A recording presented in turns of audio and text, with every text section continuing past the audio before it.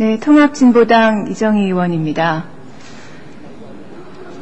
지금 대한민국과 미 합중국 간의 자유무역협정의 재협상을 촉구하는 결의안을 채택하자고 국회는 이 안건을 심의하고 있습니다.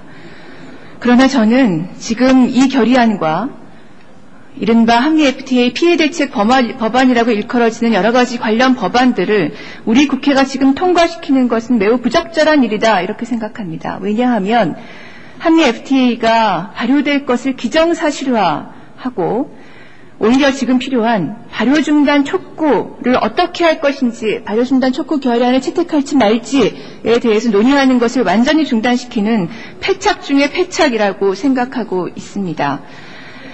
지금 발효 절차가 진행되고 있습니다.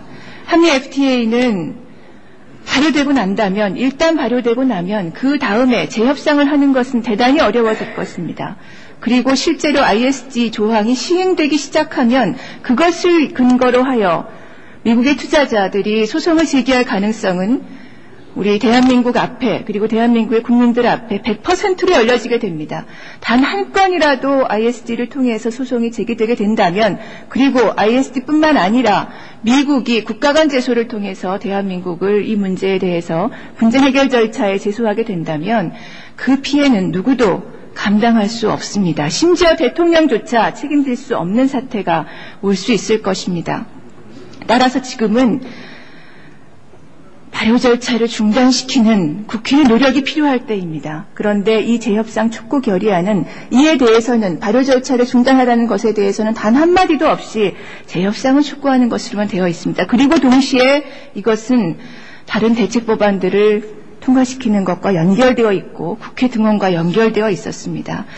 발효도 되기 전에 발효를 중단시키겠다는 노력을 포기하게 되면 나중에 19대 총선 이후에 국회의 구성이 어떻게 바뀌든지 간에 지금의 야당이 각각 국민들에게 약속한 한미 FTA를 폐기시키고 그리고 문제 있는 조항들을 재협상하겠다는 이 약속은, 이 중차대한 일은 어떠한 방법으로도 이행하기 매우 어려워진다고 저는 판단합니다. 그래서 정말 한미 FTA에 대해서 문제가 있다고 생각하신다면, 폐기해야 된다고 생각하신다면 이 재협상 촉구 결의안을 지금 채택할 것이 아니라 다시 발효 중단을 어떻게 시킬 것인지 원점부터 논의를 다시 하셔야 됩니다. 특히 민주당 의원님들께, 민주통합당 의원님들께 간곡히 말씀드립니다. 국민들께 약속하셨던 한미 FTA 발효 정차 중단시키겠다는 약속으로 돌아오십시오. 지금 민주통합당 의원님들께서 자리를 떠나신다면, 그렇다면 원점부터 다시 논의할 수 있습니다. 국회 지금 의사 정족수를 보시지 않았습니까? 여러분들이 하실 수 있는 일이 얼마든지 있습니다. 두 번째는, 문제는 ISD뿐만 아니라 한미 FTA 전체에 걸쳐 있다는 것입니다. 원래 이 재협상 촉구 결의안의 원안에는 ISD뿐만 아니라 네거티브 리스트를 포함한 여러 가지 문제들이 함께 지적되어 있었습니다. 그러나 재협상 촉구 결의안을 관련 상임위에서, 해당 상임위에서 원만하게 토의한 결과 고쳐졌다고 하는 이 수정안은 오로지 ISD 하나만 문제를 지적하고 있습니다. 마치 이 ISD 투자자 국가 제소제도 조항만 폐기하거나 수정하거나 유보하게 되면 그 다음에 다른 문제들은 일치 없는 것처럼 이 재협상 촉구 결의안은 적고 있습니다. 그러나 한미 FTA의 기본적인 문제는 네거티브 리스트로 되어 있는 것이 미래를 헌납하는 각서라는 점이고, 매칭 메커니즘이 심지어 스크린 쿼터조차 앞으로 늘릴 수 있는 권한을 우리 정부에 전혀 부여하고 있지 않다는 것이 가장 큰 문제입니다.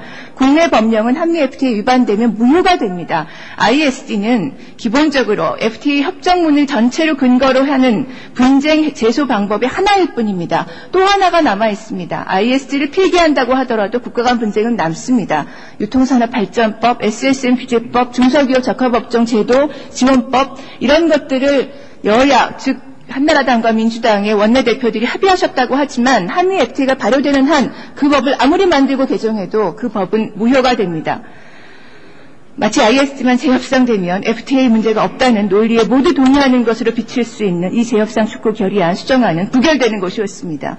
세 번째로 통상절차법에 재협상 국회가 요구하면 정부가 그 의무를 지도록 하는 안을 저는 통상절차법 제정안으로 냈지만 그것은 국회 논의 과정에서 전혀 수용되지 않았습니다. 실제로 이 재협상 촉구 결의안이 어떤 강제력을 가질 수 있습니까? 원내대표들이